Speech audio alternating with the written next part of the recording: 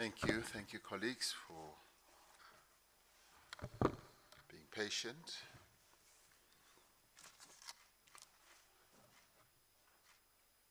Your Excellency, Olaf Scholz, the Chancellor of the Federal Republic of Germany,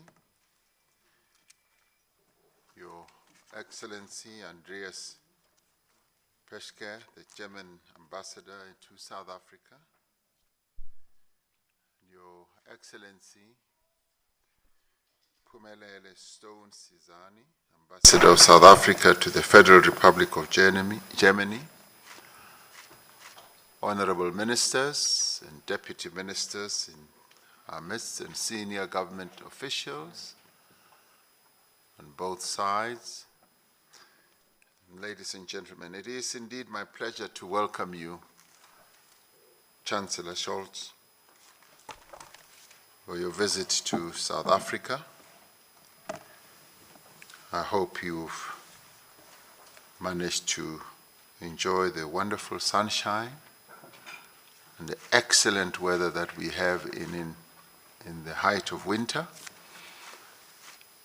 unlike what you have in Europe. As South Africa, we attach the greatest importance to our relations with Germany, which is our second largest trading partner, but which is also a major investor in our economy as a significant market for inbound tourism and valued partner in development. This year marks 26 years since President Nelson Mandela's state visit to Germany in 1996 and the establishment of the binational commission between Germany and South Africa. The binational commission spans the broad areas of collaboration in the economy with regard to trade and investment, to science and technology, to defense, social and labor affairs, culture, and the environment. When President Mandela addressed the Bundestag on the 22nd of May 1996, we were a new nation in the early days of our democracy. He said that the message of hope he brought would find favor among the German people, who shared in our joy of success as well as our pain to recreate and reconstruct our country. Your visit comes at a time when we are once more in a period of reconstruction and recovery, and also in a period of some pain as we go through having to rebuild parts of our country that have been devastated by the floods that we experienced in KwaZulu-Natal and in the Eastern Cape, the two provinces of our country. We're also having to rebuild in the wake of the devastating impact of the global COVID-19, which has deepened poverty, inequality, as well as unemployment. We look forward to discussions on how we can work together with Germany to advance our efforts towards important interventions such as reindustrializing our country, how we can advance infrastructure development, as well as job creation. We look forward to deepening trade and investment ties with Germany. We anticipate constructive discussions around the green economy, clean energy, and building climate resilience as we embark on new technologies such as hydrogen and various others of renewable energy technologies.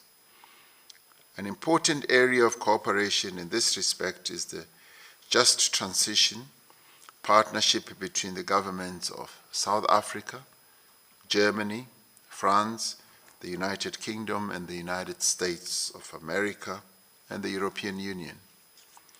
This is a path-breaking initiative to support South Africa's pathway to a low-carbon economy and climate-resilient society, to accelerate the just transition and the decarbonization of the electricity system, and to support the development of new economic opportunities. Another area of our relationship we would like to expand is that of education and skills training. These are areas that you and I touched on in our tete-a-tete just a few minutes ago.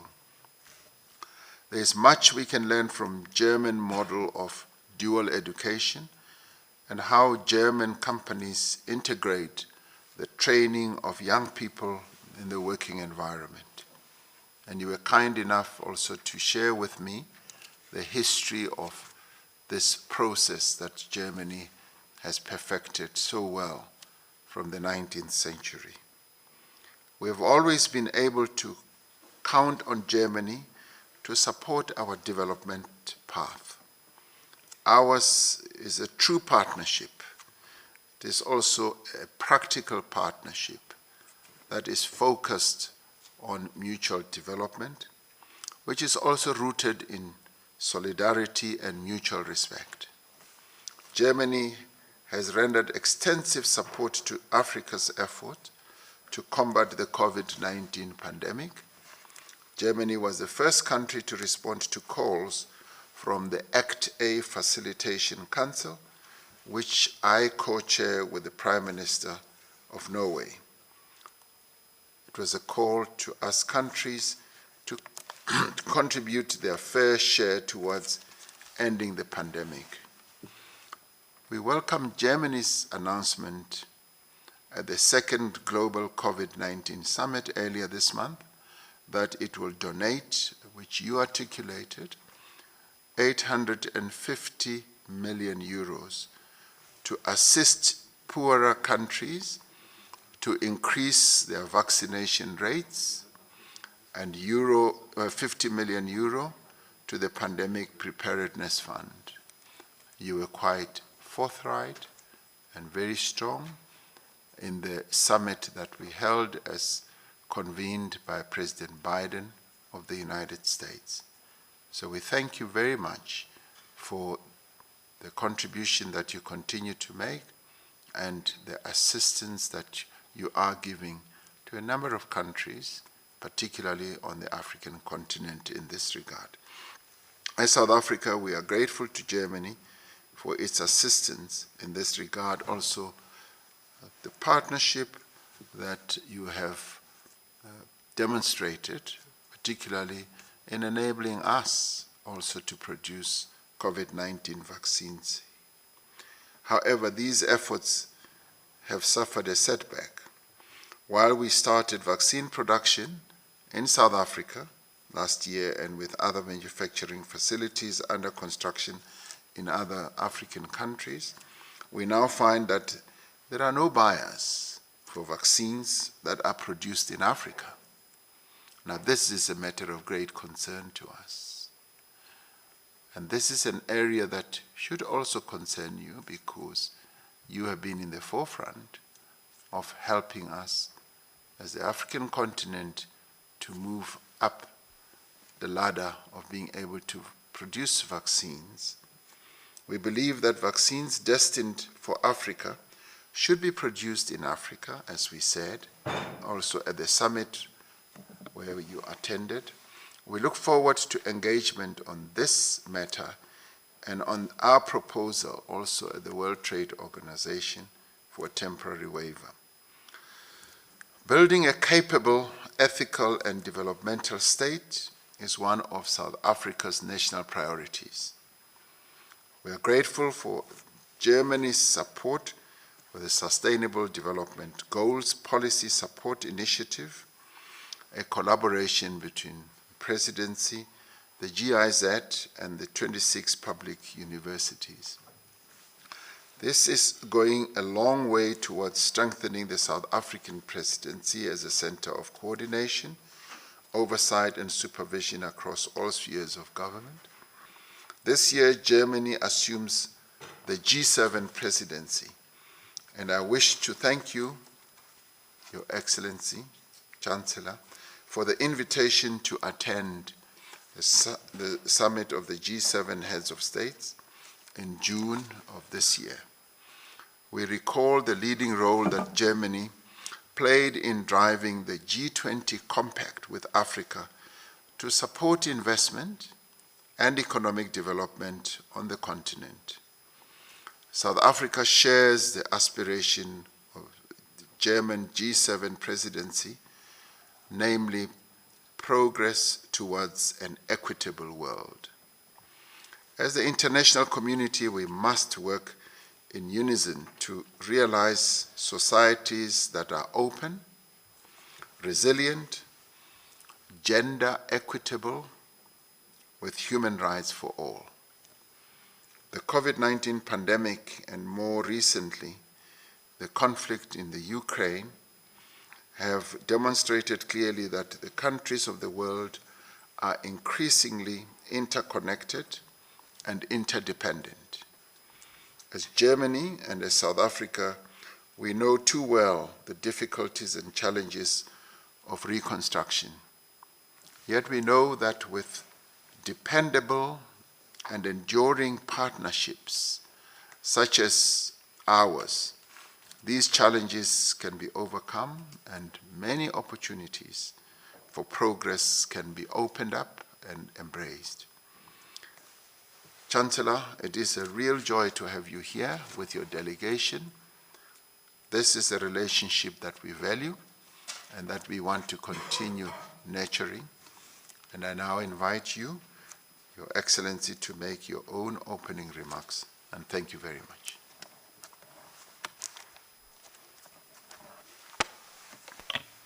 Thank you, Mr. President, and thank you for having us here. And you already explained instantly the good relations we have between our two countries.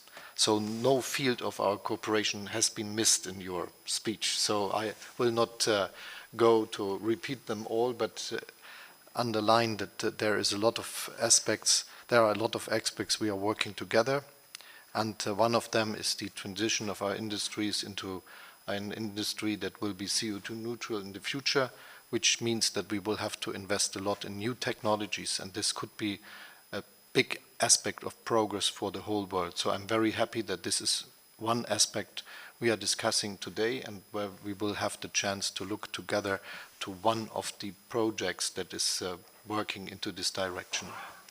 Also, we are working together with you in the field of cooperation for developing skills. I very much agree that it is necessary to do a lot for the young people growing up, and that if they have a chance for training in the industry and education together, this is a big progress. And the willingness to cooperate is also going into all the aspects which you already mentioned, for instance, fighting against COVID. I'm very happy that we were able to support the production of vaccines, modern vaccines, also in Africa and also in South Africa.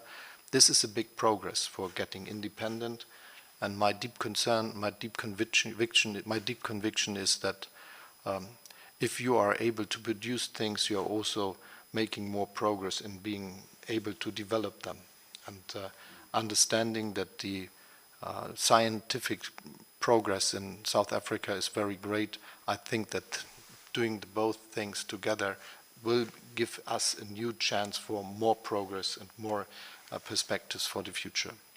And so you can be sure that we will continue to work together with you in all these aspects of our cooperation. My view is also that we should increase the investment in your country, and making it more easy is one of the aspects we will discuss on, and I'm very happy to do this the next hours when we have the chance to go into the details of all these questions. I'm very happy that you will come to Germany in this G7 meeting, and this is a great honor for me, and it is something that is desperately needed, because we will have to work on a multilateral world. And doing so, it is necessary that we cooperate and that we are understanding that there are things that we have in common, important for what we are doing. And one of the things we are having in common is the idea of democracy. We are democratic states, and this is a different view on the world we are developing coming from a country that is democratic, because we understand that this is helping to create a better world. And so I'm very happy that we will participate together with some of your colleagues and that we will have a chance to discuss about the crises we are facing. Some of them are already there, as COVID, you mentioned it, and how we fight against the pandemic, but also against the economic and social consequences of this big pandemic in the world, but also fighting against climate change and how we can make it that this is a good perspective for all of us. I'm convinced that we have to find a path where we cooperate, and this is why we will discuss on the climate club, where countries are open to participate and where we will put our activities together instead of fighting against each other. So if we could get there, this would be a very big progress. And obviously one of the questions that is of big concern for all of us is the war that Russia imposed on Ukraine, the brutal war, we have to say it like this, and it is necessary for peace in the world that this war stops as soon as possible, and that there is a chance to defend the integrity and sovereignty of the Ukraine, and also ending the war, which will save the life of many peoples that otherwise would die, but also is important for helping the world not to be influenced by the world. We see now what are the consequences of this war against Ukraine, and we have to convince Russia that they will go out of the war and that peace has a chance for the Ukraine and for the development of all of us. So thank you for inviting me and for inviting us, and I'm very much looking forward to the discussions we will have together. Thank you very much indeed, Chancellor. Not only for the discussions, but for the wonderful visit we're going to pay to one of our iconic companies later this afternoon. So I'm looking very much forward to accompanying you on that visit to Sasol.